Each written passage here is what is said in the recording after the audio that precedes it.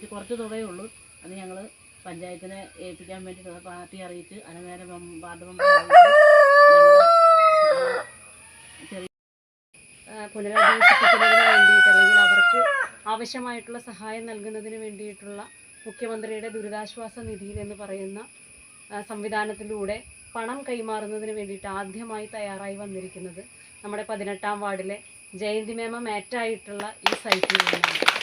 സത്യം നൂറുകണക്കിന് ആളുകൾ താമസിച്ചിരുന്ന, നൂറുകണക്കിന് കുടുംബങ്ങൾ ഉണ്ടായിരുന്ന പ്രദേശത്ത് മുഴുവൻ ആളുകളും ഒരു തരി പോലും ബാക്കിയില്ലാതെ മരണപ്പെട്ടു പോയിട്ടുള്ള ഒരുപക്ഷെ ഇന്ത്യയുടെ ചരിത്രത്തിൽ തന്നെ ഏറ്റവും വലിയ ദുരന്തമുണ്ടായിരിക്കുന്നത് നമ്മുടെ വയനാട്ടിൽ വെച്ചിട്ടാണ്.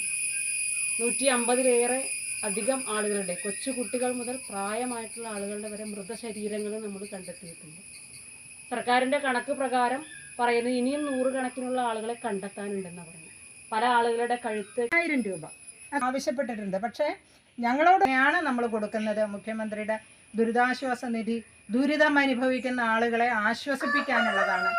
അതിൻ്റെ ഒരു സംഭാവനയായിട്ട് നമ്മുടെ പഞ്ചായത്തിലുള്ള, എനിക്ക് തോന്നുന്നു നമ്മുടെ ബ്ലോക്കിലുള്ള തൊഴിലുറപ്പ് മേഖലയിൽ പണിയെടുത്തുകൊണ്ടിരിക്കുന്ന തൊഴിലാളികളിൽ ഏറ്റവും ആദ്യമായിട്ട് ഇങ്ങനെ ഒരു നിർദ്ദേശം വെച്ച ഈ 18-ാം വാർഡിലെ എൻ്റെ പ്രിയപ്പെട്ട സഹോദരിമാർ, നിങ്ങളെ ഞാൻ ഇന്നും ഇന്നലെയും കാണാൻ തുടങ്ങിയവരല്ല, വർഷങ്ങളായിട്ട് തമ്മിലുള്ള ബന്ധമുണ്ട്. നിങ്ങളുടെയൊക്കെ ജീവിതം എന്ന് പറയുന്നത് ഏറ്റവും കഷ്ടപ്പാട് നിറഞ്ഞ അധ്വാനിച്ച് കുടുംബം പുലർത്തുന്ന ആളുകളാണ്. അല്ലാതെ നിങ്ങൾ ഈ തൊഴിലുറപ്പ് മേഖലയിൽ പണിയെടുത്തിട്ട്